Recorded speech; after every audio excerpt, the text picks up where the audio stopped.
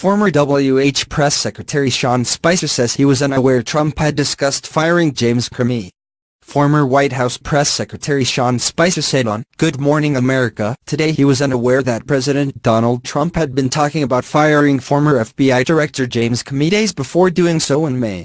Spicer, who was press secretary for the first 6 months of Trump's presidency, had initially said Trump decided to fire Comey based on the recommendation of U.S. Deputy Attorney General Rod Rosenstein. But Trump later said in an interview with NBC News that he had decided to fire Comey regardless of what Rosenstein recommended. Spicer went with the information he had at the time, he told GMA today. I think as far as the firing of James Comey, it's been pretty clear the president has the authority to fire anyone within the federal government that he sees fit isn't doing the duty that is appropriate for that job. So, I don't think there's any question about his ability to fire Jim Comey or anyone else in the federal government, Spicer said. The New York Times reported Thursday that Trump directed White House counsel Don McGahn in March to try to stop Attorney General Jeff Sessions from recusing himself from the Justice Department's probe into whether there was collusion between Trump campaign associates and Russia to influence the 2016 election. Spicer said he was unaware at the time of the president's request. I think it's no secret, the president's made it very clear that he didn't feel as though Attorney General Sessions needed to recuse himself from this matter, Spicer said today.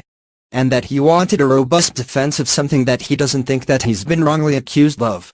Trump slams, phony, tell-all, nicknames Bannon sloppy. Steve Trump probably can't gag Bannon and fire and fury author, say legal experts. Former Trump advisor tells ABC News he probably called President an idiot. Sessions ultimately made the decision to recuse himself and Rosenstein appointed a special counsel, Robert Mueller, to investigate.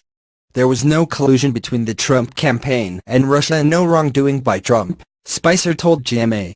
There is an investigation. I'm not going to get in the way of it, but as far as I know and from what I saw, no, there was nothing that was ever done that I think was inappropriate or illegal, Spicer said. Spicer also commented on Michael Wolff's new book, Fire and Fury, Inside the Trump White House, which is out today and contains allegations that Trump never wanted to be president and that several of his advisors questioned Trump's intelligence.